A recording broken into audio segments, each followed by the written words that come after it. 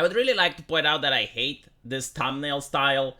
I mean, the actress did absolutely nothing wrong. She was offered a job and money associated with it, so of course she took the role. You would probably as well in her position. So to add drool to her lip in order to make her look stupid, I disagree with this. But it is a popular thumbnail style. I guess it's clickbait, right? It's modern clickbait. The left does it as well. When they would present Donald Trump, they would present him in the most uncharacteristic position ever on the page of newspapers. This is called editorializing, and it's clickbait. And everyone does it on YouTube. Like the Quartering does it. Apparently, Geeks and Gamers do it. Many people are doing it because it's what sells. Like the market gets to decide which video is popular and which one isn't.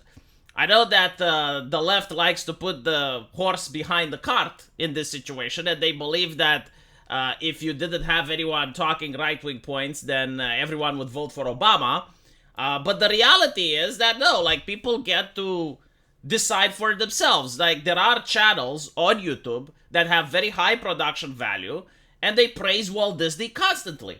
Yet people do not want to watch those channels because people themselves are disappointed with the direction and the quality of the product that Walt Disney is putting out. So this is why they're watching Geeks and Gamers, this is why they're watching the Quarterings, much to the horror and dismay of other YouTubers who are encouraging their fellow content creators to get mass flagged, which, if I'm not mistaken, is even against YouTube's terms of service. But it is the way we live, it is the current society we live where they get to do this on Twitter, and I have to hide their name because according to the terms of service, harassment and bullying is not allowed. Now, I do not think that I'm harassing and bullying this person, but I never know because the definition of harassment and bullying is not written. So yeah, do not contact these individuals, do not talk to them, and honestly, the best thing you can do is to give them irrelevance. But what I wanted to point out is that we are now in a very interesting situation where the woke ideology is the ideology of the rich and powerful. Literally, all the elites are hiding behind it. Walt Disney hides behind it. JP Morgan hides behind it. Raytheon Missile Defense hides behind it. The politicians of the nations are hiding behind it.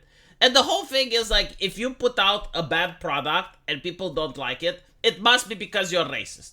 And what do we do with racists? Well, we use violence against them, right? Like they need to be out of a job.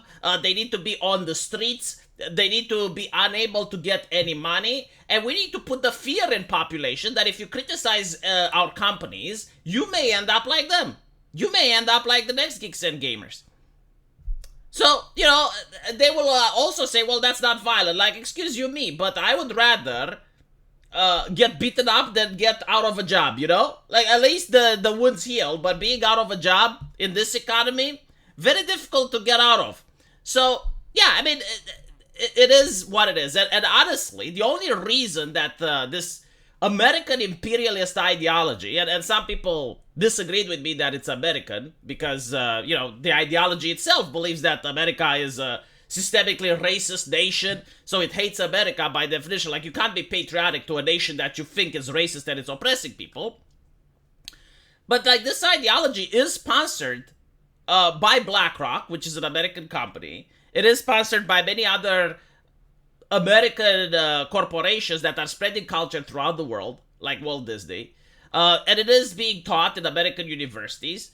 So, the sad reality is that it is right now being majorly pushed by the United States. Not all of it, obviously, but still. And at the same time, this ideology may have started initially in Germany, but now it is being promoted by the American universities and the American politicians. I mean, the flag of this ideology was placed in a superior position than the American flag on the White House. So we cannot pretend that this is a revolutionary ideology, that it is a fringe ideology, that it is the ideology of the oppressed. No. Like, literally, the people in power, the establishment, all of them support this ideology, and all of them try to get against its critics. It is becoming very similar to a Islamic theocracy, where blaspheming is against the law. So whether or not you agree with the Quran, whether or not you think Allah is real or not, whether or not you agree with what Muhammad said, you are not allowed to voice any of that criticism. Like, you have to behave in a certain manner, keep your head down, because otherwise it's against the law. Like, we're not talking about social repercussions. We're talking about like actual legal ramifications. In some countries, quite severe. And this is what's happening with the progressive ideology, right? Like they do not have a religion per se, but the way they treat their critics seems to be to want them starving, to want them unhireable, without a house, on the street. And honestly, like I haven't seen anything being happen to anyone that's being labeled a racist by the far left, so that the far left can disavow. I mean, there was even a woman which disagreed with feminism, I remember, and she had people that slammed eggs on her face and stuff, and there were viral videos of it. None disavowed. Like, no matter how bad these people are treated, no matter what's happening to them, I do not see the far left say, okay, well, maybe this is too far. And it's interesting because the opposition is not the same. Like, I remember when the Surfs got community guideline strikes on YouTube and had their channel terminated, I actually spoke for them. And honestly, you know, I was thinking that maybe they will change their mind. I was a little bit gullible.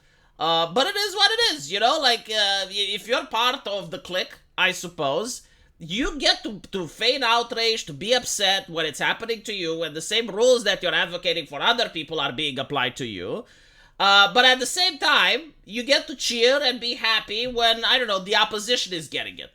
And it's interesting, you know, because there is a conflict of interest. Like, Geeks and Gamers is competing with the audience for people like this guy, which is a commentator. He's an anime commentator.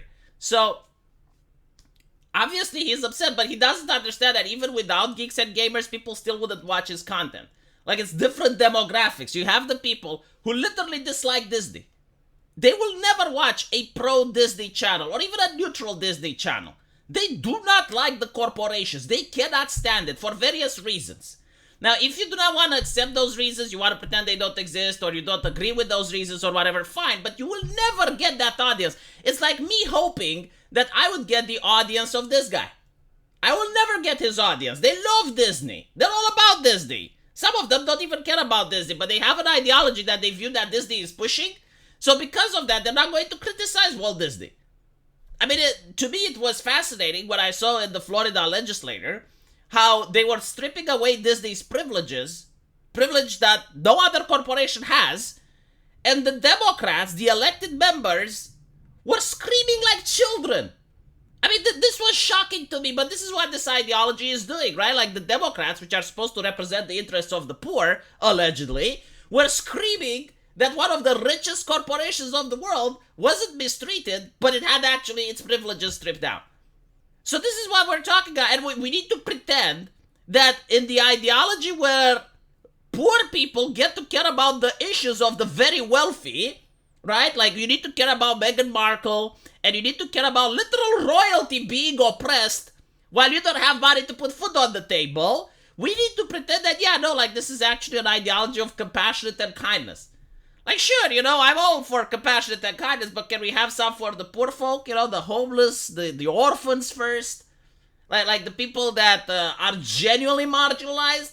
Like, when's the last time you saw an orphan being promoted somewhere? When is the last time you saw a homeless person getting to talk on the news?